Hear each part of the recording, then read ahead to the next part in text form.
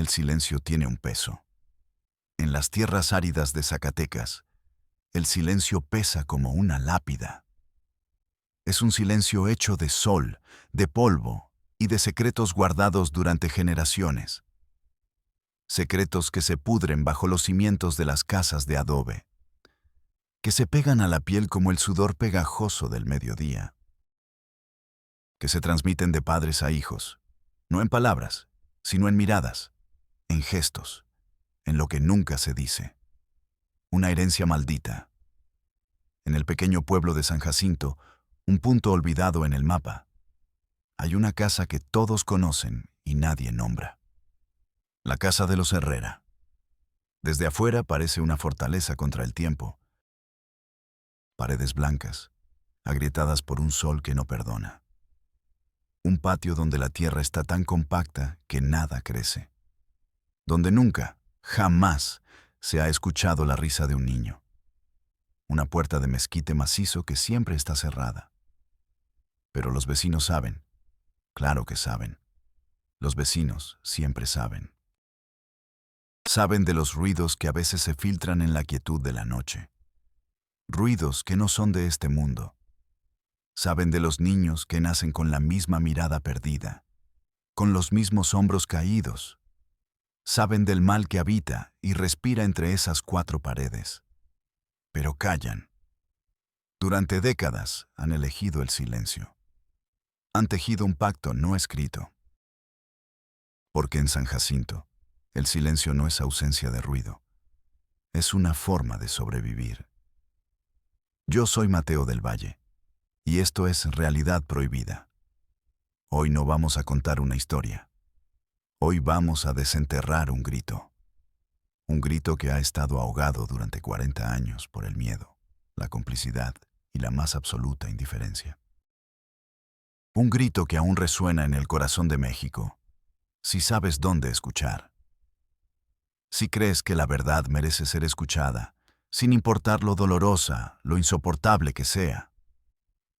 Si crees que las víctimas merecen una voz, aunque esa voz nos rompa por dentro, entonces suscríbete, dale fuerza a este canal y acompáñame.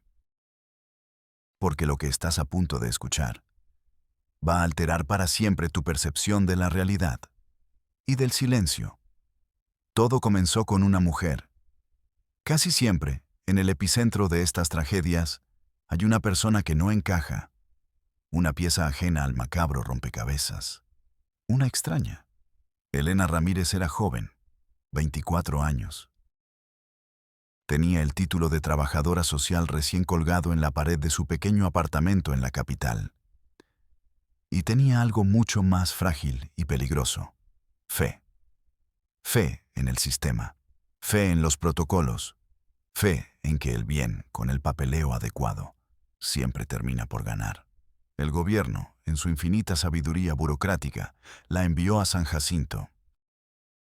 Parte de un flamante programa de desarrollo comunitario. Una misión de rutina.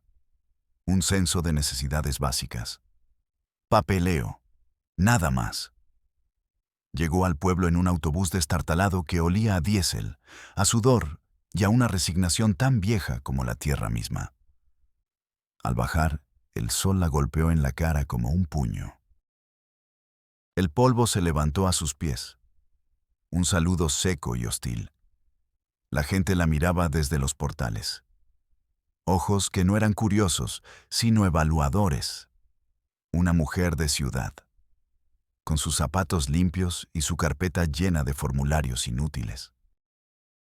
No sabían, no podían saber, que esa mujer, con su fragilidad aparente y su fe ingenua, estaba a punto de detonar la bomba de tiempo sobre la que todos vivían. Sus primeros días fueron un ejercicio de frustración. La lista de familias a visitar era larga.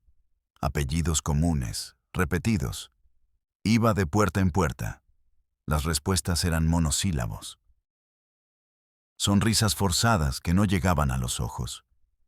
Sí, señorita. No, gracias. Aquí estamos bien. Sentía las puertas cerrarse a su espalda, no con un golpe, sino con el pesado clic de un cerrojo. Sentía las miradas clavadas en su nuca mientras se alejaba por las calles polvorientas. San Jacinto no era un pueblo. Era una fortaleza de secretos compartidos, y ella era el enemigo. Por la noche, en la pequeña habitación que alquilaba, el silencio era diferente al de la ciudad. Era un silencio vivo, lleno de cosas no dichas, un silencio que pesaba en sus pulmones. En su lista había un nombre que destacaba: Herrera. La dirección era vaga, casi una leyenda. La casa grande al final del camino de tierra. Cuando preguntó por ellos, la reacción fue unánime. Una rigidez instantánea, una mirada que se desviaba hacia el suelo. Ah, los Herrera. Y luego, el silencio. Nadie ofrecía más información. El tema moría ahí. Decidió ir. Caminó bajo el sol implacable. El calor ondulaba sobre el camino de tierra. El polvo fino, rojizo, se metía en su garganta, en sus pulmones. El silencio del pueblo era casi físico. Podía sentir la presión en sus oídos. Llegó a la casa. Era más grande que las demás, más imponente, más silenciosa, como una tumba blanqueada. Tocó la puerta de madera maciza. El sonido retumbó y fue devorado por el silencio. Esperó. Nada. El sol le quemaba la piel. Volvió a tocar, con más fuerza. Sus nudillos dolieron. La puerta se abrió. Apenas una rendija. Una mujer mayor la observaba desde la oscuridad protectora del interior. Sus ojos eran dos pozos negros, sin fondo, opacos. Era Elodia Herrera, la matriarca, la suma de todos los silencios. ¿Qué quiere? Su voz no era una pregunta. Era un desafío, seca, cortante. Elena intentó la sonrisa profesional que le habían enseñado en la universidad. Buenos días. Soy Elena Ramírez, del Programa de Desarrollo Social del Gobierno. Solo quería hacerle unas preguntas de rutina para el censo. La mujer no se movió. Sus ojos no parpadearon. Aquí no necesitamos nada del gobierno. E intentó cerrar la puerta. Pero en ese instante fugaz, Elena vio algo. Algo que se movía en la penumbra del zaguán. Una niña, de unos 8 o 9 años. Estaba inmóvil, pegada a la pared como si quisiera fundirse con ella. ¿Y sus ojos? Elena había visto la pobreza, la tristeza, el abandono infantil. Pero nunca, nunca había visto unos ojos así, vacíos, completamente vacíos, como si alguien hubiera arrancado el alma y hubiera dejado solo las cuencas. La niña no parpadeaba, solo miraba, sin ver. ¿Es su hija?, preguntó Elena, y su propia voz le sonó extraña, temblorosa. La anciana se tensó. Su cuerpo fue un bloque de hostilidad. Es de la familia, respondió, y cerró la puerta con un golpe seco, definitivo. El sonido del cerrojo fue como un disparo. Elena se quedó allí, paralizada. El sol seguía quemando su piel, pero ella sentía un frío helado que le recorría la espalda. El frío que emanaba de esa casa, el frío de la mirada de esa niña. Sabía, con una certeza visceral que no podía explicar, que algo estaba terriblemente, fundamentalmente mal. El formulario en su carpeta de repente parecía un insulto, una broma de mal gusto. Ese día, la rutina se rompió, y la obsesión de Elena comenzó. Elena intentó hablar con los vecinos de nuevo, esta vez con un propósito, puerta por puerta. La respuesta era siempre la misma, un muro invisible pero infranqueable, una sonrisa forzada, un encogimiento de hombros. Son gente reservada, señorita. Ellos no se meten con nadie. Así son ellos, siempre lo han sido. Las frases eran muros, muros de piedra construidos con miedo y costumbre. El cura del pueblo, un hombre anciano con la piel curtida y la mirada cansada, le dio una respuesta aún más inquietante. Mientras pulía un cáliz de plata, sin mirarla a los ojos, dijo: «Hay cosas, señorita, que el hombre no debe remover. Misterios de familia. Es mejor dejar esas almas en manos de Dios». Pero Elena no creía en un Dios que permitía que una niña tuviera la muerte en los ojos. Pasaron 2 semanas de insomnio, de dar vueltas en su cama estrecha, con la imagen de esos ojos vacíos grabada en el interior de sus párpados, de sentir el peso del silencio del pueblo aplastándola. Decidió volver a la casa. Esta vez no iba como funcionaria, iba como un ladrón, como un fantasma. Esperó a que cayera la tarde, a que el cielo se tiñera de naranja y morado. Dejó su coche a la entrada del pueblo y caminó, sintiéndose una intrusa. La casa de los Herrera parecía aún más oscura al atardecer, una silueta negra contra un cielo herido. Rodeó la propiedad, pegada a los muros de adobe, el corazón martilleándole en el pecho. Las ventanas estaban cubiertas con gruesas cortinas raídas, pero en la parte de atrás, casi oculta por la maleza seca, había una pequeña ventana, a ras del suelo. La ventana de un sótano. Estaba sucia, cubierta por una capa de mugre de años, rota en una esquina. Elena se agachó. El olor que emanaba de la grieta era nauseabundo, un olor a humedad estancada, a encierro, a orina vieja, a desesperación. Contuvo la respiración y pegó el ojo al cristal sucio. Al principio, solo vio oscuridad, pero poco a poco, su vista se acostumbró a la penumbra. Era un sótano. El suelo era de tierra apisonada. En un rincón, sumido en su propio mundo silencioso, un pequeño de unos 10 años reposaba sobre la tierra.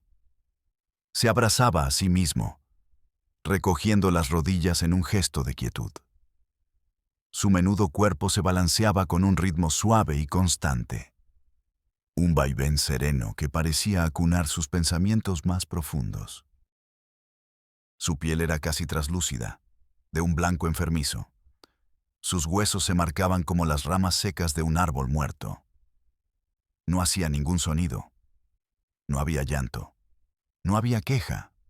Solo el movimiento silencioso. Un péndulo de horror en su propio mundo de oscuridad. Elena sintió que el mundo se detenía. Se le cortó la respiración. Un sabor metálico, amargo, le inundó la boca. El sabor del miedo puro, destilado. Quiso gritar. Quiso romper el cristal, pero el grito se quedó atorado en su garganta, una bola de fuego y de hielo. Se apartó de la ventana, tropezando hacia atrás, como si hubiera tocado algo radioactivo. Se apoyó en la pared de adobe, jadeando, buscando aire. Sus manos temblaban sin control. No podía detenerlas. La pared estaba fría, o quizá era ella, fría por dentro, congelada. Sintió una náusea violenta y repentina. Se dobló y vomitó en el polvo rojizo. El atardecer púrpura de Zacatecas le pareció de repente una herida abierta en el cielo. El silencio del campo ya no era paz. Era el sonido de un crimen, el sonido de un alma pudriéndose en vida. En ese momento oyó un ruido a sus espaldas, un año de pies en la tierra. Se giró, con el corazón en la boca, aterrada. Era la niña, la misma niña de la puerta. Había salido por una puerta trasera de la casa. Llevaba un cubo vacío. Se quedó mirándola. Sus ojos seguían igual de vacíos. Pero ahora, Elena entendía por qué. La niña se acercó a ella, lentamente, sin miedo ni sorpresa, como si ver a una extraña vomitando en su patio trasero fuera normal. Se detuvo a 1 metro de distancia y habló. Su voz era un susurro, apenas audible, una voz que sonaba como si no se hubiera usado en mucho tiempo. Herrumbrosa. Dijo solo 5 palabras. 5 palabras que demolieron el universo de Elena y lo reconstruyeron como un infierno. Él es mi hermano y mi tío. El aire se escapó de los pulmones de Elena en un silbido. El mundo se desenfocó por un segundo. El sótano, el niño meciéndose, la voz rota de la niña. Las piezas del rompecabezas se encajaron, formando una imagen tan monstruosa que su mente se negaba a aceptarla. Incesto. Una palabra clínica, fría, distante. Una palabra que no podía contener ni una fracción del horror que acababa de presenciar. Esto no era una estadística. No era un caso de estudio. Esto era un niño pudriéndose en un sótano. Una niña con el alma rota, que hablaba del horror con la naturalidad de quien describe el clima. Elena miró a la pequeña. Sofía, así se llamaba. Lo supo después. Quiso abrazarla. Quiso decirle que todo estaría bien, pero sería la peor de las mentiras. Nada volvería a estar bien, ni para Sofía, ni para ella. Un silencio musical. Luego, la melodía regresa, más sombría y pesada, como una condena. La historia de la familia Herrera no empezó con Elodia ni con los niños del sótano. Empezó mucho antes, con un hombre, Ramiro Herrera, el patriarca, el origen de la podredumbre. Llegó a San Jacinto en los años 60, cuando el pueblo era apenas un puñado de casas de adobe. Era un hombre duro, forjado en la necesidad y la violencia de la sierra. Un hombre con una voluntad de hierro y una Biblia en la mano que interpretaba a su antojo. Compró tierras cuando no valían nada. Ofreció trabajo. Construyó la casa grande con sus propias manos, como un monumento a sí mismo. Pronto, el pueblo entero dependía de él, de su humor, de su generosidad, de su ira. Su palabra era ley, no había otra. La ley de Ramiro Herrera. Ramiro se casó con Elodia, una joven de un pueblo vecino. Era hermosa y sumisa. Tuvieron una hija, luego otra, y otra. 4 hijas en total. El pueblo era un mundo aislado. No había gobierno, no había policía. No había nada más allá del horizonte polvoriento. Solo estaba el sol, la tierra y Ramiro. Una noche, cuando su hija mayor, Esperanza, cumplió 14 años, Ramiro fue a su cuarto. Le dijo que Dios le había hablado, que su sangre era pura, especial, y no debía mezclarse con la sangre débil de fuera. Y la hizo suya, así de simple, así de brutal. Bajo el mismo techo donde dormía su esposa. Elodia lo supo. Se enfrentó a él. Gritó. Lloró. Se rebeló. Ramiro la golpeó, una y otra vez, hasta que el silencio volvió a reinar en la casa. Le dijo que ella era una pecadora por oponerse a la voluntad de Dios, que su deber era aceptar y callar. Y Elodia, rota, aterrorizada, humillada, acabó por rendirse. Acabó por creerle, o fingió creerle, que a veces, para sobrevivir, es lo mismo. El dolor, si es lo suficientemente intenso y prolongado, puede transformar a una víctima en el más fiel de los guardianes. La primera hija tuvo un hijo de su propio padre. Un niño que era su hermano y su hijo al mismo tiempo. Las otras hijas, al llegar a la misma edad, siguieron el mismo camino. El horror se convirtió en rutina, en una tradición familiar. En la normalidad, la casa de los Herrera se convirtió en una isla de locura y pecado. Un universo cerrado con sus propias reglas perversas, dictadas por un profeta demente. Los niños nacían, crecían sin saber quién era su padre, o su madre, o su hermano. Todos eran un poco de todo. Una maraña genética y emocional imposible de desenredar. Un árbol genealógico que era una espiral hacia el abismo. La mayoría nacían con problemas, con el sello de la endogamia. Cuerpos frágiles, mentes rotas, miradas perdidas. A esos, los defectuosos, los incompletos, los escondían. en el sótano, en cuartos traseros cerrados con llave, lejos de la vista de Dios y sobre todo de los hombres. Eran la prueba viviente del pecado y debían ser borrados. Elodia, la primera víctima, se convirtió en la carcelera jefe. Era ella quien imponía con puño de hierro la ley de Ramiro. Era ella quien decidía qué niño era digno de ver la luz del sol y cuál debía ser confinado a la oscuridad. Era ella quien encerraba a sus propios nietos en el sótano. El dolor la había vaciado y la había rellenado de crueldad. Un monstruo creado para proteger a su creador. Los vecinos oían los llantos a deshoras. Veían a las niñas embarazadas demasiado jóvenes. Contaban los niños que nacían y los que luego, misteriosamente, desaparecían de la vista pública. Pero Ramiro les daba trabajo. Ramiro les prestaba dinero en las malas cosechas.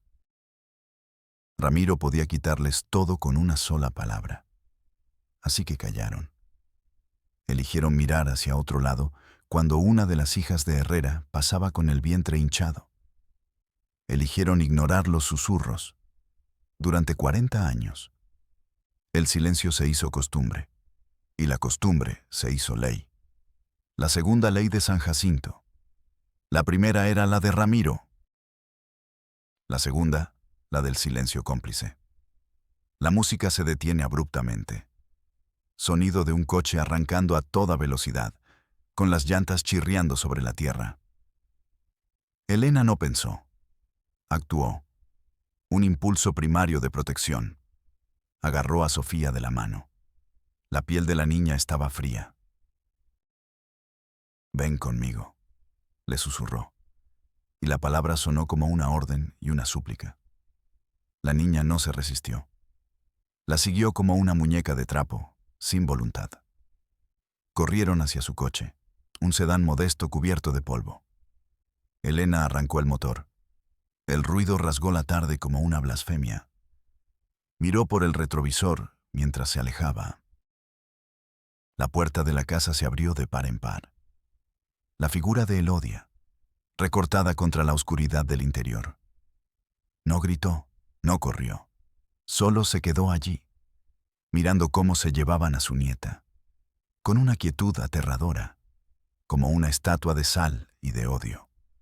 Elena pisó el acelerador a fondo. El pueblo quedó atrás, un borrón de adobe y de secretos.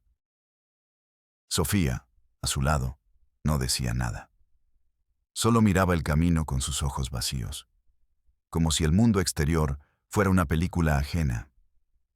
Elena condujo durante una hora de furia y miedo. Directo a la cabecera municipal, directo a la comandancia de policía. Entró como un huracán. Con el pelo revuelto, el polvo del camino en la ropa y el terror todavía fresco en la cara. Sofía se aferraba a su mano, su único ancla en un mundo que se movía demasiado rápido. Un comandante gordo y bigotudo la miró desde detrás de su escritorio. Levantó la vista de un crucigrama, con una pereza infinita. «¿Sí, señorita?», dijo, masticando las palabras. Su aliento olía a café y a aburrimiento. Elena intentó explicarlo. Las palabras se atropellaban en su boca. Habló del sótano, del niño meciéndose, de Sofía, del incesto, de 40 años de horror silencioso. El comandante la escuchaba sin cambiar de expresión, con una paciencia casi insultante. Cuando Elena terminó, exhausta y sin aliento, él dejó el lápiz sobre el escritorio con delicadeza. Se reclinó en su silla, que crujió en protesta bajo su peso. Miró a Sofía, una mirada rápida, despectiva. Luego miró a Elena y sonrió. Una sonrisa torcida, cínica, de quien lo ha visto todo y no le importa nada. «Señorita, usted no es de por aquí, ¿verdad?». Elena no entendía. La pregunta era absurda. ¿Qué importa eso? Hay niños encerrados. Hay un niño muriéndose en un sótano. El comandante suspiró. Un suspiro largo y teatral, como si le estuviera explicando la tabla del 1 a una niña tonta. Mire, son los Herrera. Gente complicada, gente de rancho. Siempre lo han sido. Son cosas de familia, ¿entiende? Allá ellos con sus costumbres. Elena sintió que la sangre se le helaba en las venas. ¿Costumbres? Eso no son costumbres. Eso es un crimen. Es monstruoso. Usted usa palabras muy fuertes, señorita. Palabras de la ciudad. Aquí en el campo las cosas son diferentes. Le recomiendo que no se meta donde no la llaman, por su propio bien. La amenaza era sutil, envuelta en un tono paternalista, pero clara como el agua. El comandante se levantó, dando por terminada la conversación.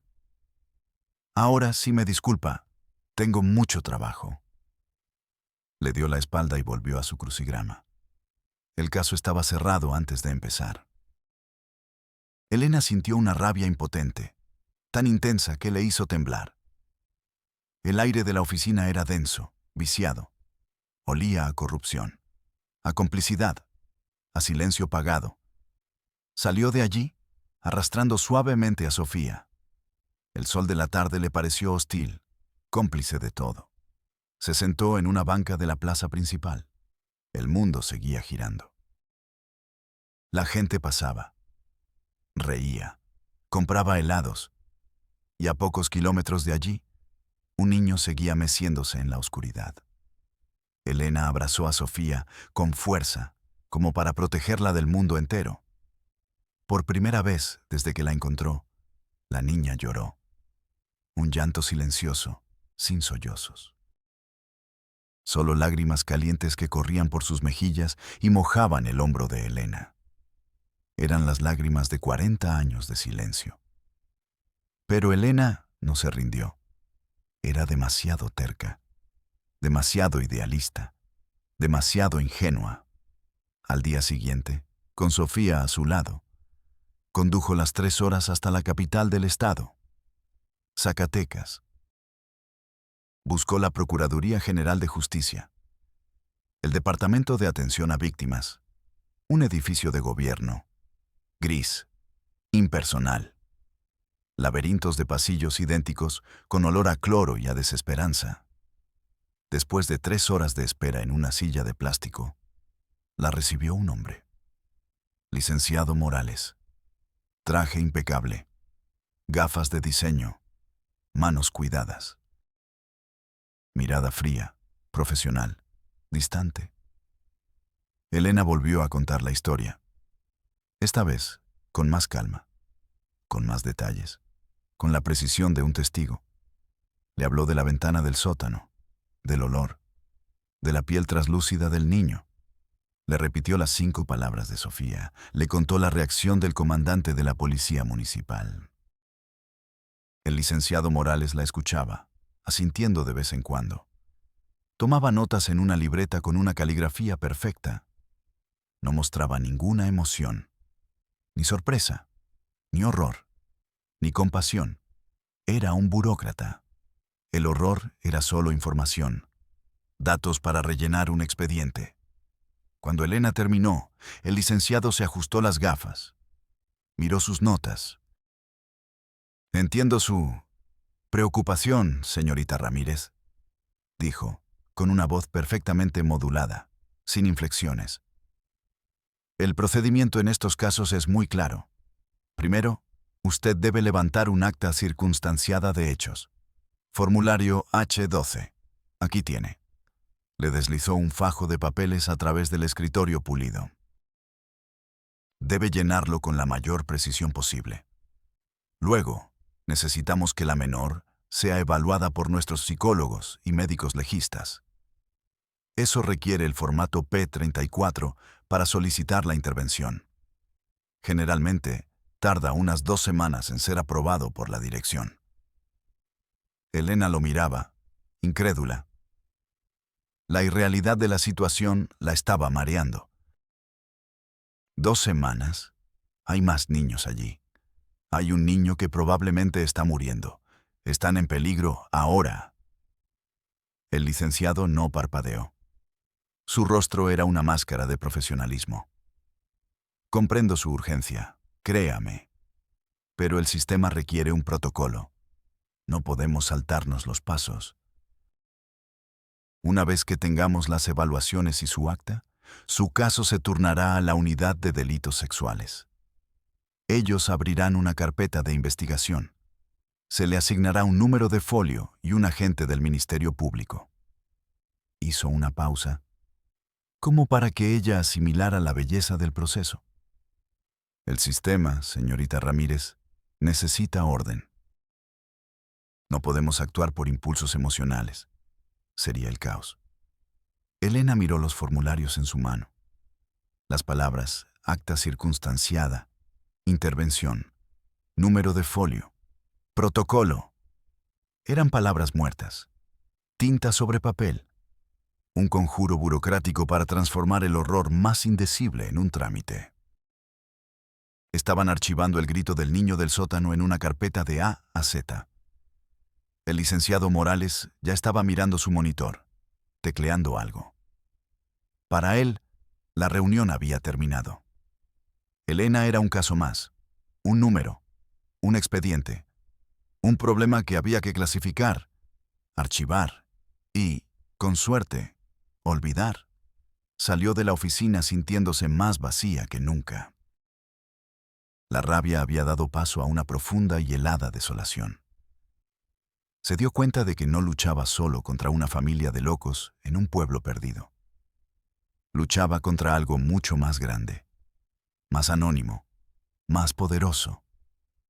Un monstruo de 1000 cabezas y ninguna cara llamado burocracia, un sistema que no estaba diseñado para buscar justicia, sino para procesar la injusticia, para gestionarla, para darle un orden, un número, un estante donde acumular polvo hasta que prescriba.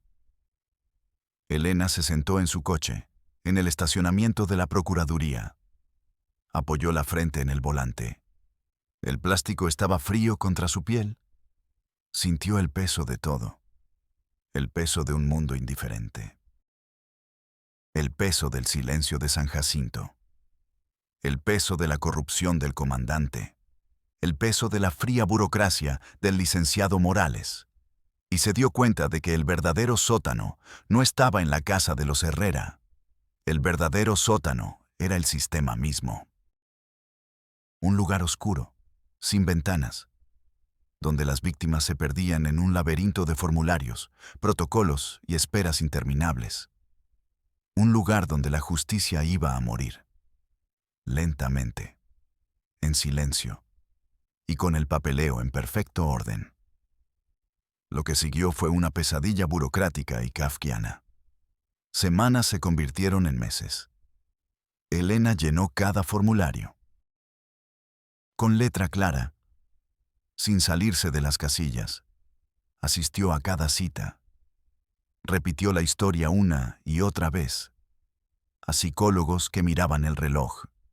A trabajadores sociales que suspiraban con cansancio y le ofrecían un vaso de agua.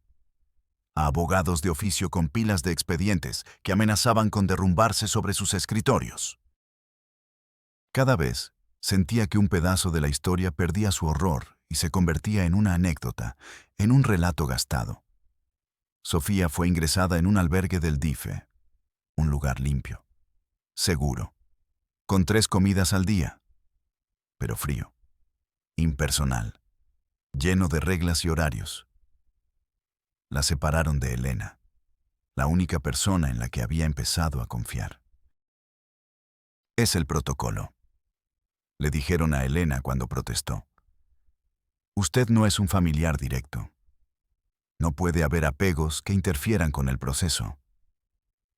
Elena la visitaba cada vez que el reglamento se lo permitía, y veía cómo Sofía se apagaba de nuevo.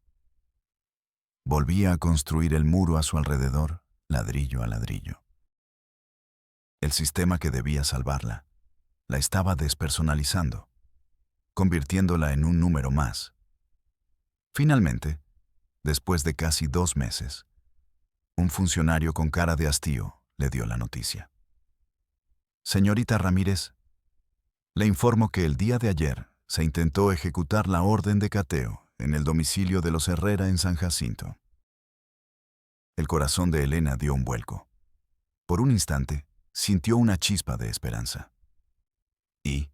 ¿Los encontraron? ¿A los niños? El funcionario se encogió de hombros, un gesto que lo decía todo. No había nadie. La casa estaba vacía, completamente limpia. Los vecinos dicen que se fueron hace semanas, de un día para otro, nadie sabe a dónde. Se habían esfumado, con el niño del sótano, con los otros niños invisibles. El sistema, con su lentitud, con sus protocolos y sus formularios, les había dado el tiempo de sobra para desaparecer, para llevarse su infierno a otra parte. La carpeta de investigación quedó abierta. Una herida burocrática. Pero sin los culpables, sin los cuerpos, sin más víctimas que una niña traumatizada que apenas hablaba, se convirtió en papel muerto. El caso de los Herrera se transformó oficialmente en un caso de personas desaparecidas. Cuando Elena, desesperada, volvió a la Procuraduría y exigió que los buscaran, un superior del licenciado Morales la recibió de pie. No la invitó a sentarse. Con la mirada perdida en un monitor, le dijo: «Señorita Ramírez, como ya se le informó, esto es ahora un caso de personas desaparecidas. Eso le corresponde a otra dependencia. Llene el formato 2B en la ventanilla 7. Ellos se encargarán». El sistema no buscaba justicia. Buscaba ordenar el horror en carpetas, clasificarlo, archivarlo hasta que fuera olvidado. El patriarca, Ramiro Herrera, murió unos años después. De viejo, en su cama, en algún otro pueblo silencioso de México. Nunca pisó una cárcel. Nunca se enfrentó a un juez. Nunca pagó por sus crímenes. Elodia y el resto de la familia, los hijos, los nietos, los hermanos sobrinos, se perdieron en el vasto y anónimo territorio de México. Fantasmas, llevando su semilla maldita a otro lugar, para empezar de nuevo, en silencio. ¿Y Sofía? Sofía creció en el sistema, pasó de un albergue a otro, de una familia de acogida a otra. Un número, una ficha en un archivo. Aprendió a leer y a escribir. Era inteligente, pero nunca aprendió a confiar. Nunca aprendió a reír a carcajadas. Nunca recuperó la luz en sus ojos. La última vez que Elena supo de ella, Sofía tenía 18 años, la edad legal para salir del sistema. Recogió sus pocas pertenencias en una bolsa de plástico y desapareció, igual que su familia. Quizá para no volver a ser encontrada. Quizá para huir de un mundo que primero la rompió y luego la abandonó a su suerte en un laberinto de buenas intenciones y protocolos inhumanos. La casa de San Jacinto sigue allí, vacía, muriendo lentamente.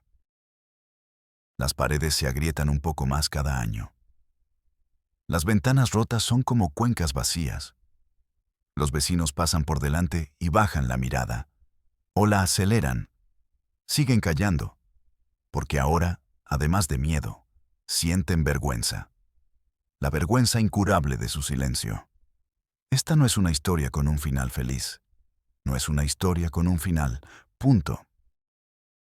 No hay héroes. No hay justicia. Solo hay víctimas. Víctimas de una familia. Víctimas de un pueblo. Y víctimas de un sistema que les falló de todas las maneras posibles. Una sociedad que les dio la espalda. El horror de la familia Herrera no es solo el incesto, la violencia, la locura. El horror más grande, el que debería quitarnos el sueño, es el eco de ese silencio. Un silencio que resuena en los pasillos del poder, en los pueblos olvidados de nuestro país, en nuestros propios corazones, cada vez que elegimos mirar hacia otro lado. La realidad prohibida no siempre está oculta en sótanos oscuros. A veces está a plena luz del día, disfrazada de costumbre, de protocolo, de indiferencia, de silencio. Soy Mateo del Valle, y nos vemos en la próxima realidad prohibida.